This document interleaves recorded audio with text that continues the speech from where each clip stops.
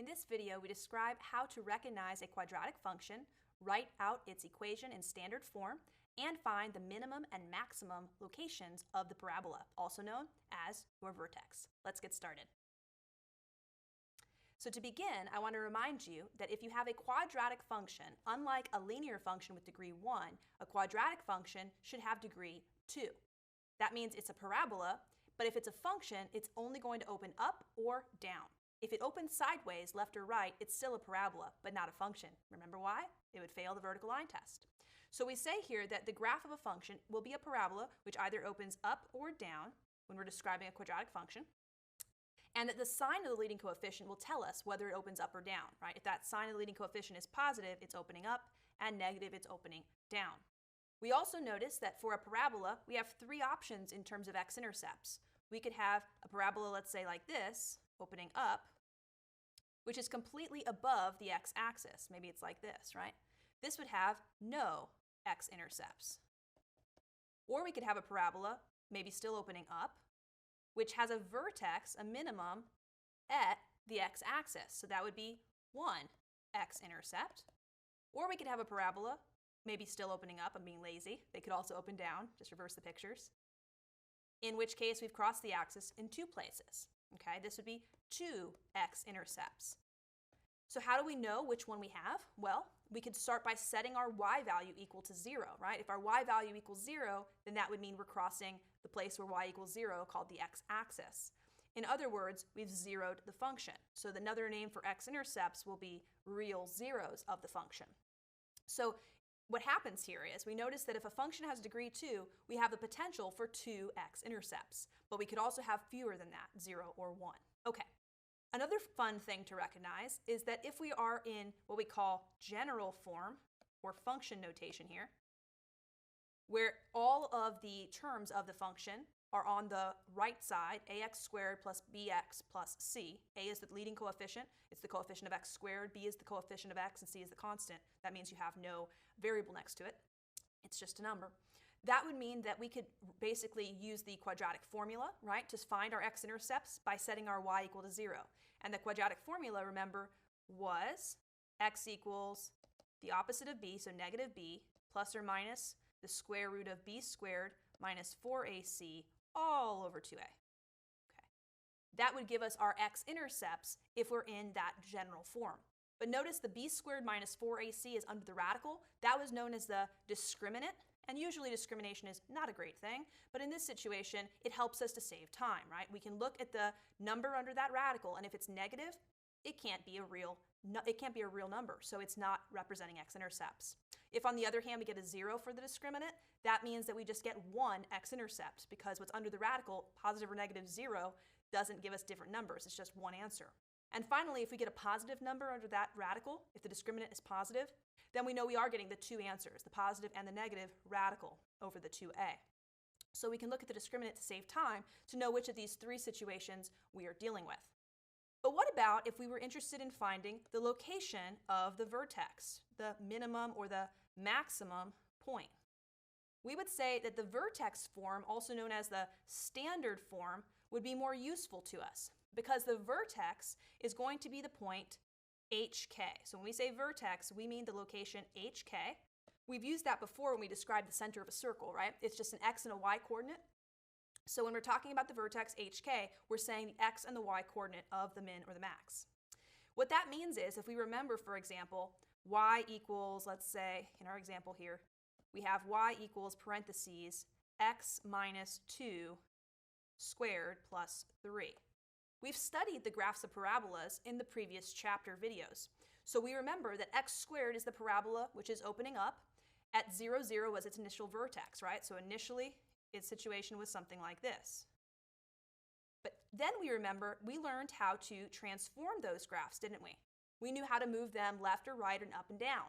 And we remember that that vertex, which was at 0, 0, could be moved, in this case, it would be moved to the right 2, so right 2 units, and then up 3. So right 2 and up 3, and now our graph would look something like this.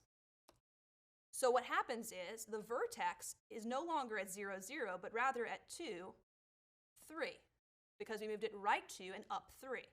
which means that if we look inside of a standard form situation like we have here, we could have read off our vertex immediately.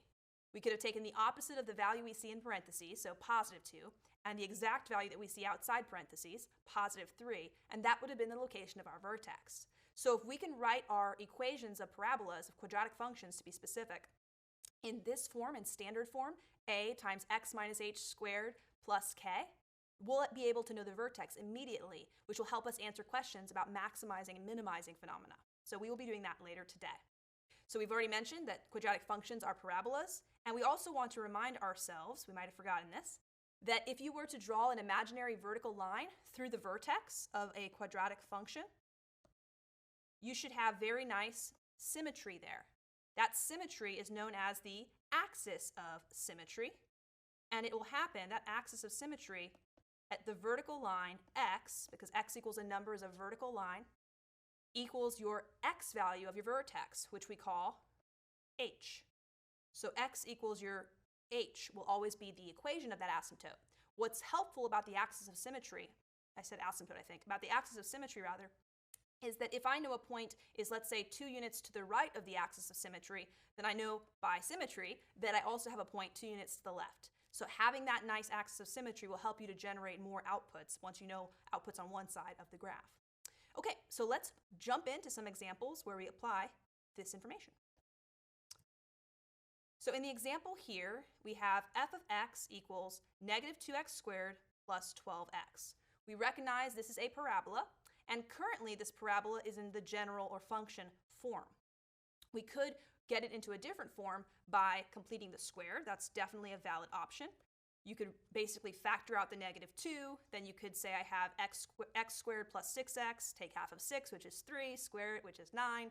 Then add the 9 inside the parentheses, which means you've really added negative 18, add 18 to the other side. As you can tell, that is very time consuming. So feel free to look back at our video on circles where we introduced completing the square, and if you'd like to go through that approach again, you are more than welcome. However, to save time, we recommend strongly that you memorize the vertex formula. Okay. The vertex formula allows you to look at an equation in general form, which is what we have here, and read off your a as the coefficient of x squared, b as the coefficient of x, and c as the constant term, and simply find the vertex by using the formula that says h will always equal the opposite of b over twice a, negative b over 2a. So in this situation, to find my vertex, hk, the h, which is the x value of the vertex, should equal the opposite of b, where b is 12 in my case, over twice a, where a is negative 2. In other words, negative 12 divided by a negative 4, so h must be 3. What we found now is the x value of the vertex. So we have a situation here, for example, where we go 3 units to the right, and that's where our vertex should be. But we're not done yet. We need the y value, don't we? So to find the y value of the vertex, that would be known as k. What we do is we simply replace our x value with the value that we just found. In other words, in our function, we need to find f of 3. And that should make sense. If I input the x, I should get the output y. So inputting 3, that would be 3 squared right here, which is 9. 9 times negative 2 is negative 18, so I have a negative 18 so far, plus 12 copies of 3. Well, that would be 36, wouldn't it? And if I add a negative 18 and a positive 36, I get a positive 18. So the output when x is 3 is somewhere way up yonder. I'm being a little bit lazy. I'm calling that 18. Way up yonder, that's our location of our vertex. So it's the point 3, 18. So if your point 318 is your vertex, depending on how the parabola opened, if it opened up, that would be a minimum. If it opened down, that would be a maximum. To know if it opens up or down, we look at the leading coefficient sign, which is negative. So that means it's opening down. So our situation is something like that. So we'd say it opens down in our situation, and it has a maximum because of that. And the maximum occurs at its vertex, 318. So we would say when x equals 3, we have a maximum of 18. Okay, so what we're going to be doing in the remaining examples today is finding where we maximize and minimize parabolas. So let's get started. Make sure you have that formula written down handy. Here we go. It says determine without even graphing whether you should expect this function, this quadratic function, to have a max or a minimum value. Then find the value. Well, here again we see a parabola quadratic function in general form, expanded form. And when it's in general form, I can see my A, I can see my B, and I can see my C. A is 3, B is negative 12, C is negative 1. So in this situation, we would notice that we could find that this parabola opens how? Up or down? The leading coefficient is positive, so that means we're opening up. If you're opening up, without drawing a beautiful sketch, but just a simple open up, right, parabola, do we have a min or do we have a max at the vertex? This is my vertex. We would say we have a min. Good. We have a min there, the minimum. So that would mean that if I wanted to find the minimum value, I'm really looking for the output at that location. So what we would need to do is find our vertex. So we'd go to our vertex formula, where h equals the opposite of b over twice a. See if you can pause the video and get the right value. All right. Did you get the opposite of negative 12 over 2 times 3?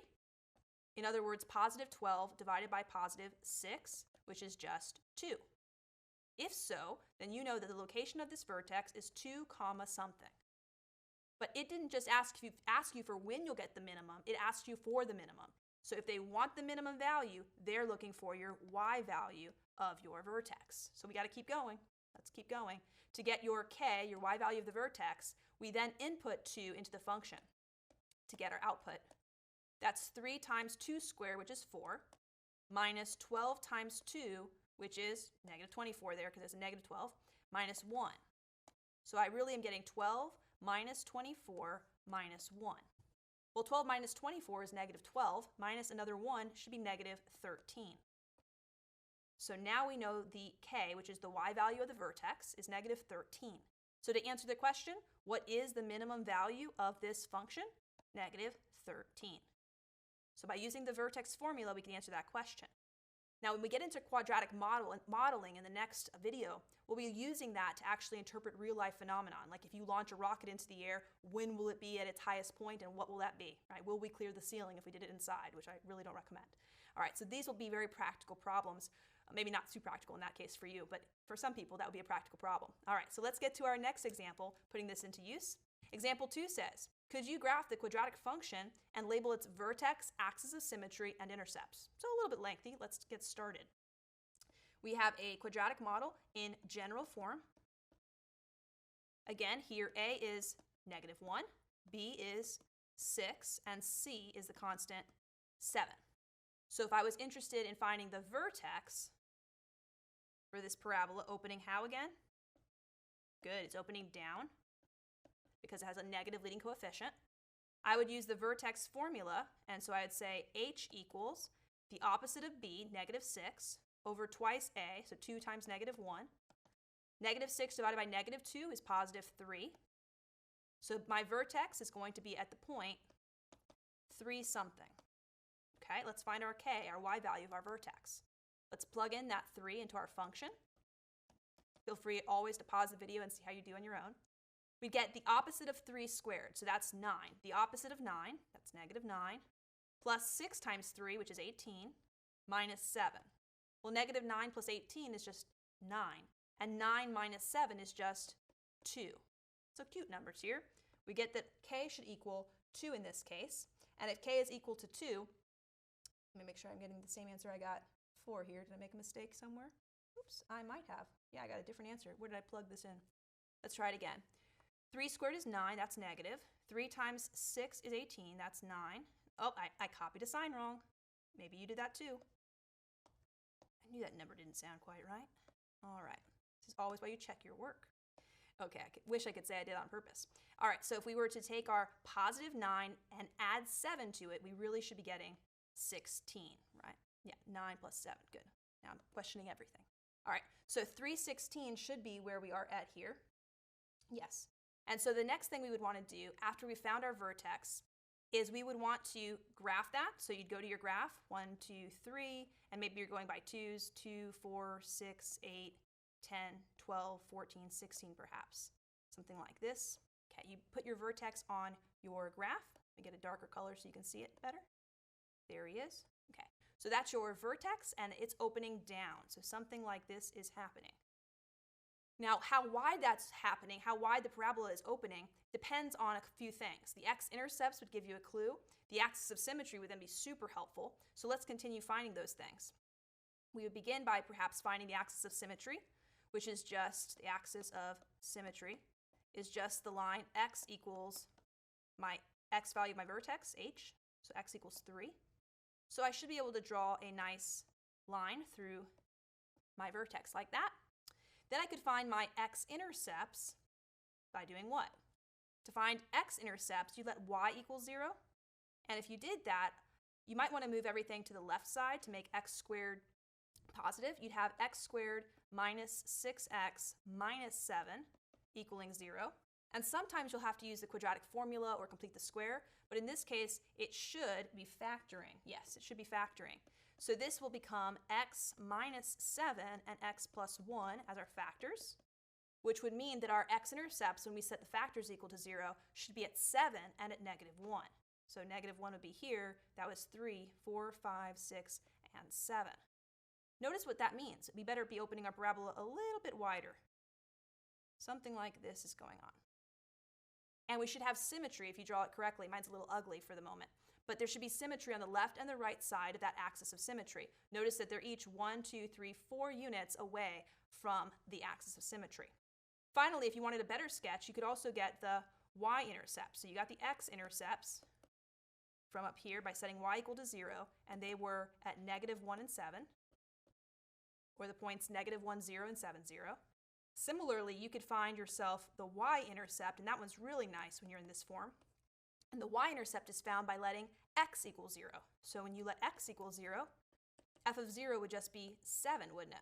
So let's see if I can draw that better. 1, 2, 3, 4, 5. Oh, they're by 2, sorry. 2, 4, 6, 8. Yeah, that's actually perfect. Yeah.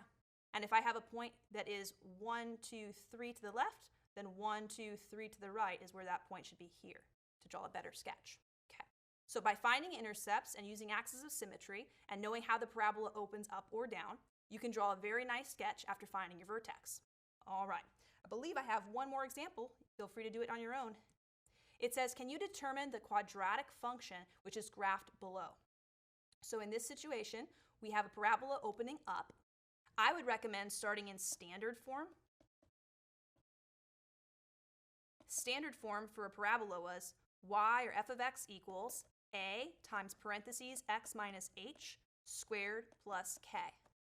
What that would mean for us then is that if we knew the vertex, we could simply input it into this model, couldn't we? And we have the vertex. It looks like this is 1, 2, yep. So this is at 2, comma, and this is 1, so 2, comma, 1. If our vertex is given to us as 2, 1, then what is my model really looking like? That's right, y would equal a times x minus 2 squared plus 1. So you might think, I'm done, but you actually still need to find a, because a is what's going to stretch or shrink the graph potentially if it's something other than 1. So to do that, that's where you use your given point. So we're going to use our given point, which in this case is 0, 5. You actually have another point by the symmetry, but that's enough to use the easy point here. Use 0, 5 to find a.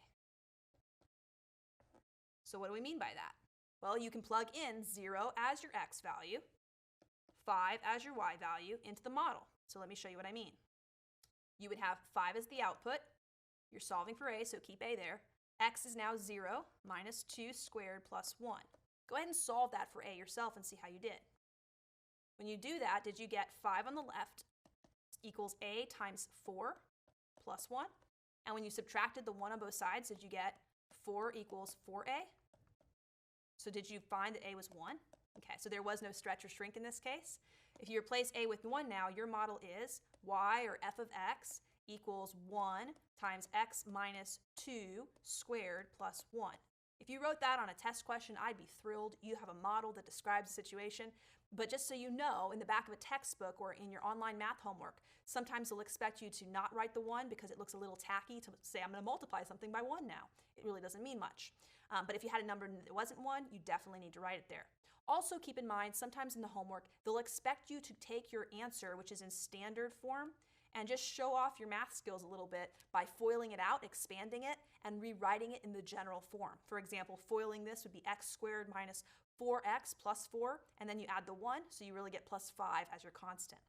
So feel free to make yourself practice that so that you are very comfortable going back and forth between standard and general form. All right, so today we talked about how to find the vertex of a quadratic function using the vertex formula. Next time in our modeling video, we'll be using that to solve real-life phenomenon problems. So good luck practicing, and remember, math is not a spectator sport. I'll see you next time.